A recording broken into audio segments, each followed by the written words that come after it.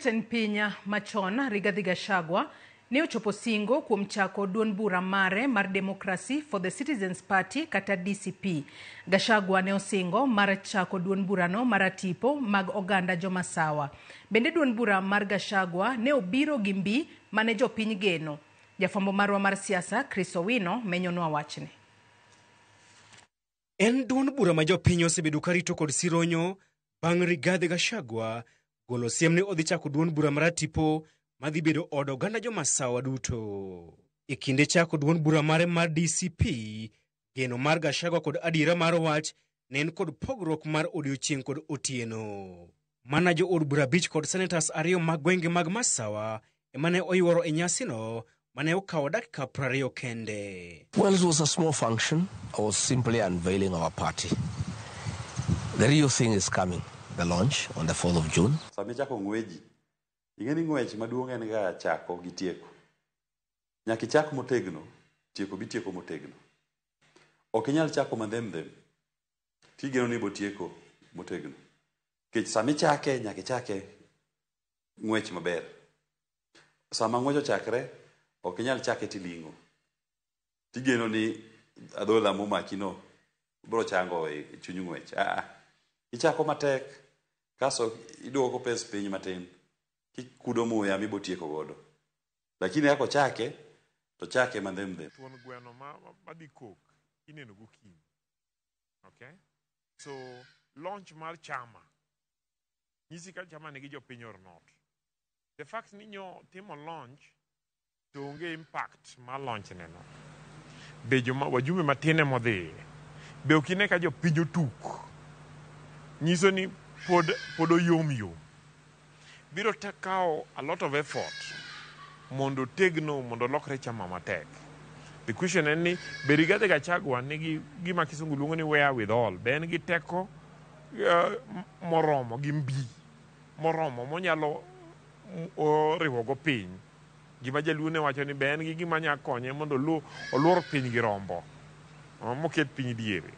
To kang'iyo taneno ka gino onge go. Ndalo machuok bang' jo od bura thiche oko dwe mar 10 mokalo, Gachagua ne ochako chenro mar romo gi jopiny kaachiel kod jotelo mawuok e gwenge mag Masawa e okenge mar bedo ogai mar jomasawa e weche mag siasa motelo ne yiero maduong' mabiro. Chama no chalo gi mokutegno.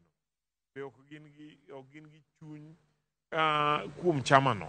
Ni en chama ma ginyalo luwo ma gichopgo loka cha. Emomiyo nok hineno ka gidhi miye support. Otherwise, kan en pama motegno maging'eyo ni ginyalo luoro.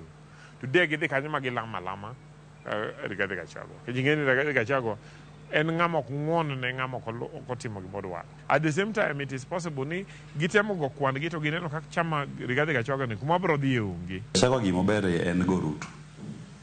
Onya nyiso shida mantie mag Ruto. To ng'e maling'ling maka i Ruto. To lakini kopogre gi go Ruto ni. En ang'o mowacho? En singo mane mochiwo ne jopiny ni bang' Ruto tabo timo magi. To mabo timogi boloko ngima ni e yo machal kama. Mano gima Gachagua pok owacho ga. To koro ji manyo telo manyien. Ji ok manyi ni gola Ruto. Kech ei pach jopiny Ruto gisetiekre go. To koro gimanyo ni to ng'ama wadhi wilo gi Ruto ni bo bedo machal nade sama en telo. E twak mane otimo kod ute fwambo mag mbui, Gachagua ne pod onyonore ni en ema oromo madhi tero dala tend piny William Ruto e yiero maduong' mabiro. We have many candidates. I am of the opinion that I'm the best and I should be given the flag bearer of our team to run as president.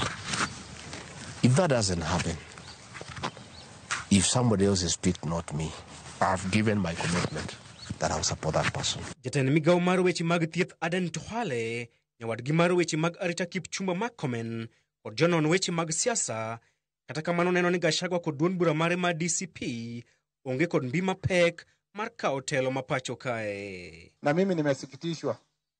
Kiongozi mmoja amewahi kuwa katika ofisi kubwa katika taifa letu.